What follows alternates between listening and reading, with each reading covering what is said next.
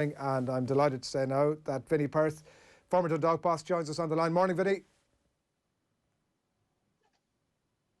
I think you're with us anyway. I think we have a slight connection there, but you have us, have you? Yeah, have you there? Good man, good stuff. You were on with the lads during the week, and I watched it back yesterday. It was a illuminating conversation about tactics and systems and how players fit into that. So, 90 minutes later, 120 minutes later, what are you thinking now? Yeah, I was listening to the discussion earlier on with Gary and David, and I know Owen said he was sick of it at this stage. So I hope I didn't bore him too much yesterday. The tactical narrative, but I think we seen our system play out in the sense of somebody putting a real structure on our team. So you'll probably come away from the game like a lot of people with a real sense of disappointment, and a real opportunity was missed. But at the same time, for me, I think we've got to be very balanced about this, that we are here, we are in that situation for a reason. We've ultimately failed to qualify. I think there's 50 odd teams and 24 of them will go through. So the likes of an average enough Northern Ireland and Scotland, and fair play to them, are still in the competition. I think this is only now the start of the Stephen Kenny regime, and we've seen some real positives in the way the system and the way the players have been allowed play.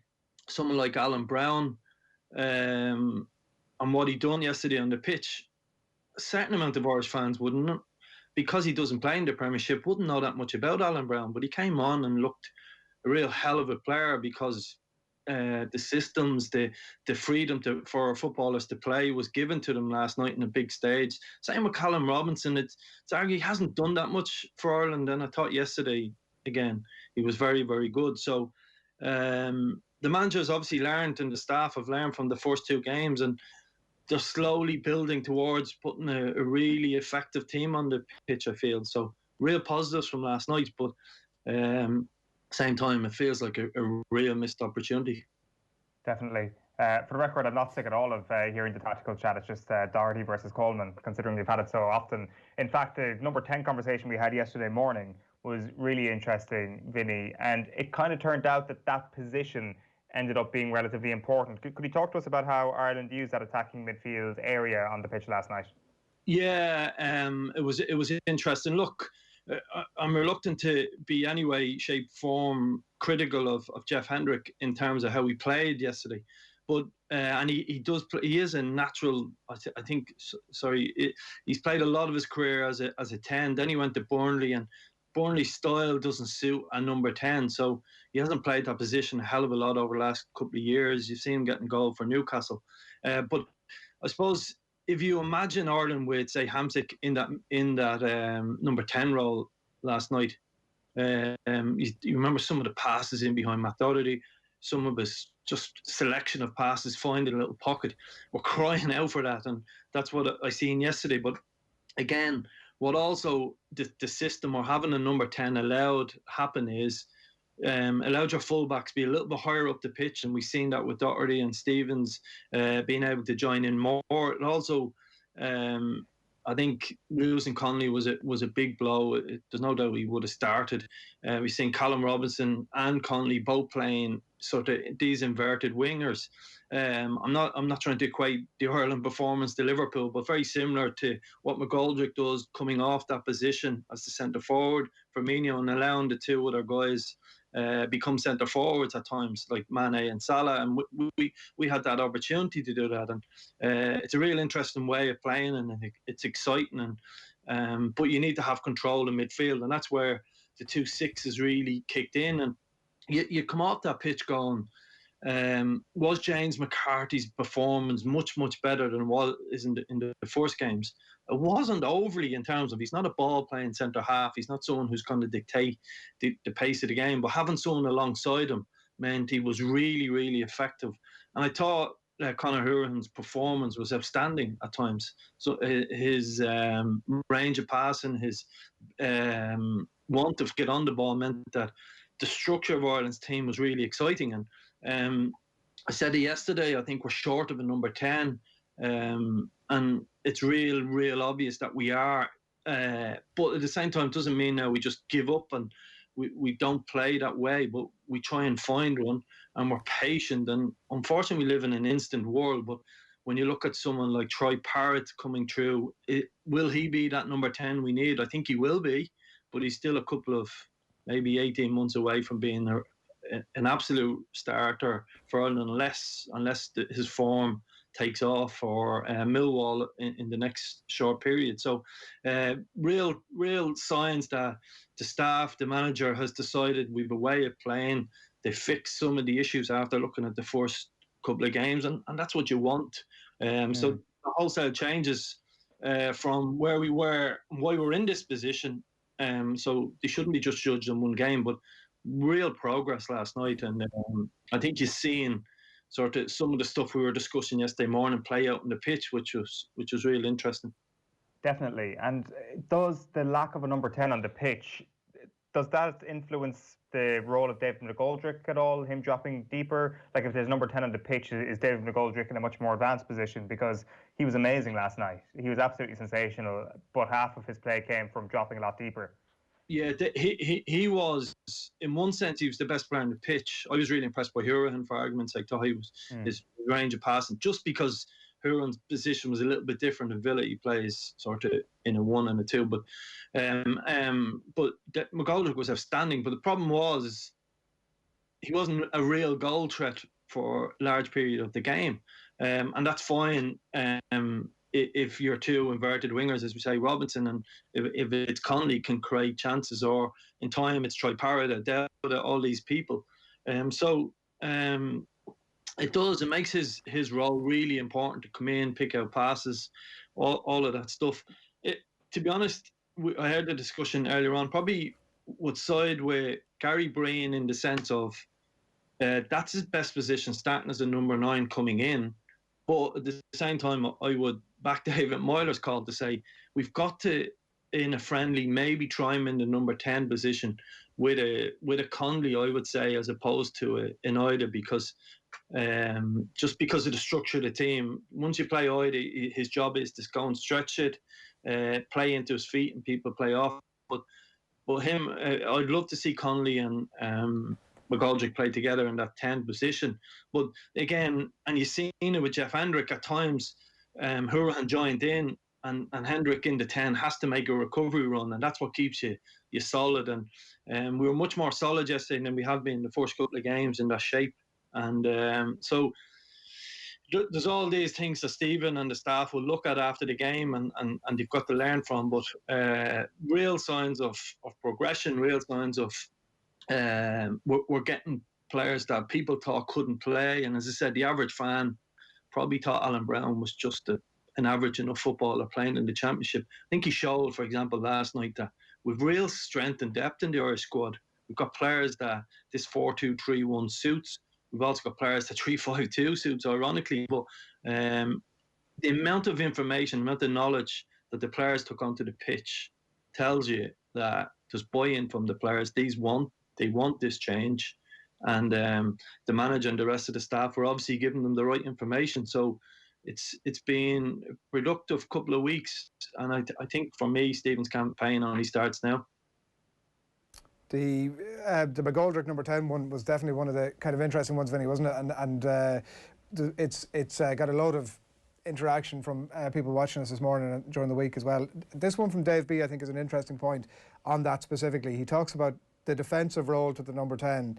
Yes. He says he should be marking the opposite number 6 when they have the ball. He wonders if McGoldrick has the legs for that extra defensive running in midfield.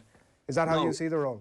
Absolutely. That's the modern day number 10 now, has to, in many ways, cover the biggest amount of distance on the pitch. So if you get the GPS report from yesterday, I would say to you that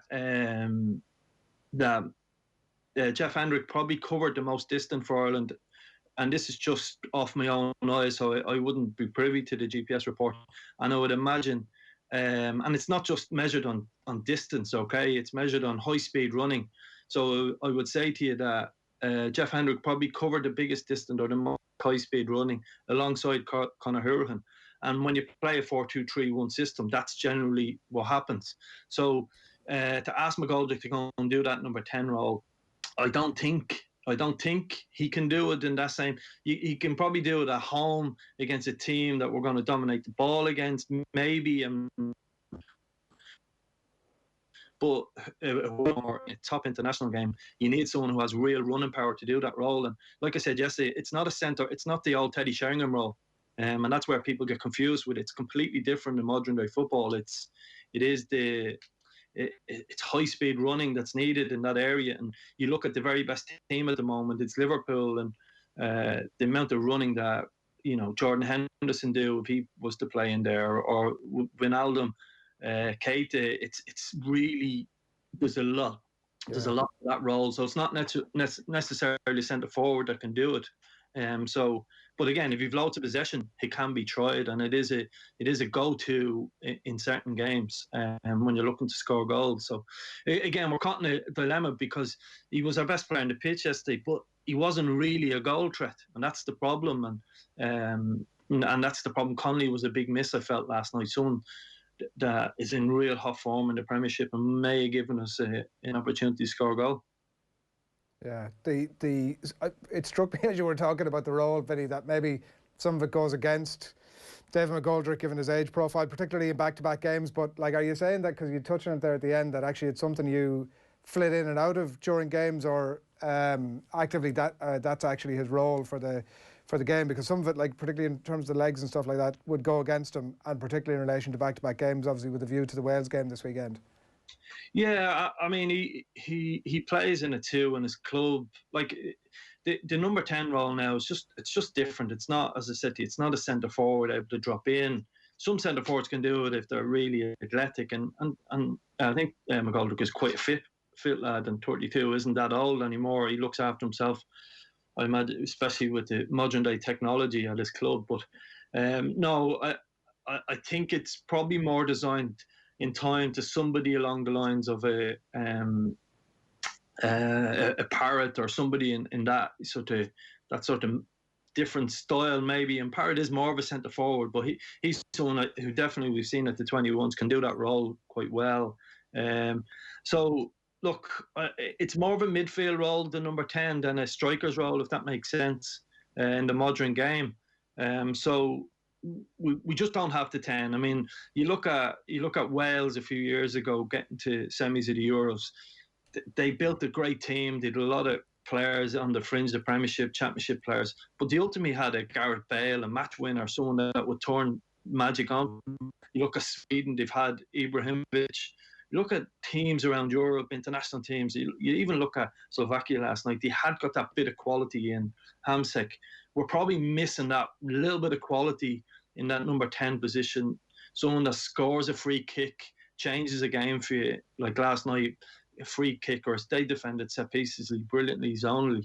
But we're probably missing that one little bit of magic in that sort of, and I would say probably in the number 10 role now, that takes us to another level, or makes us able to compete against a lot of the top teams.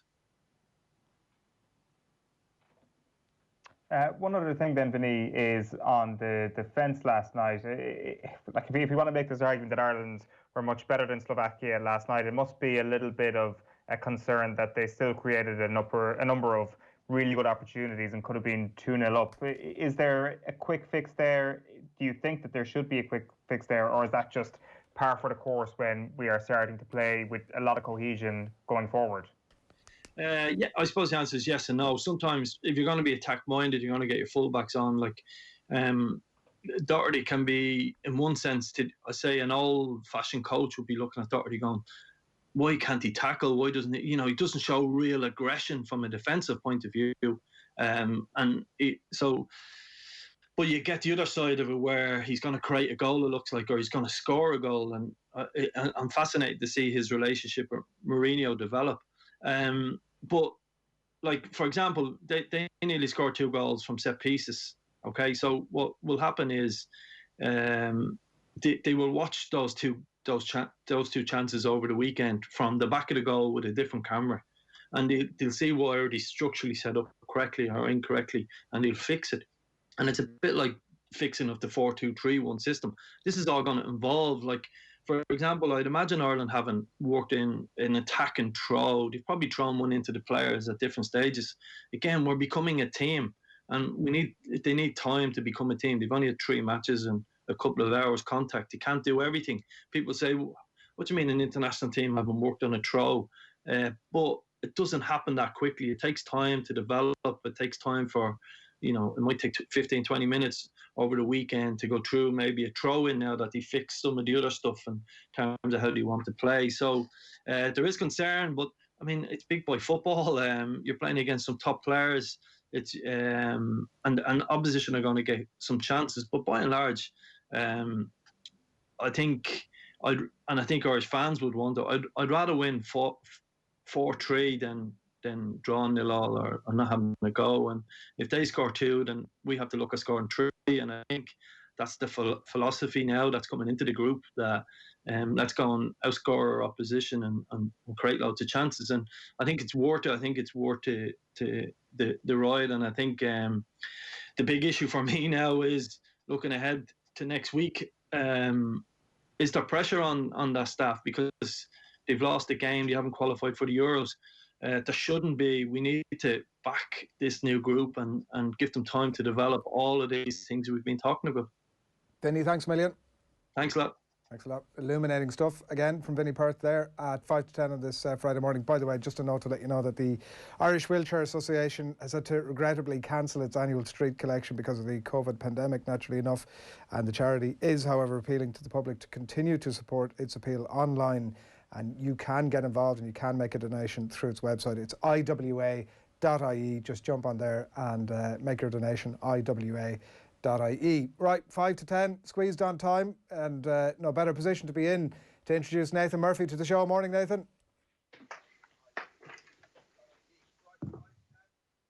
He's there, he's not there, he's getting himself set up, he's making himself beautiful, he's putting on his makeup. I'm here.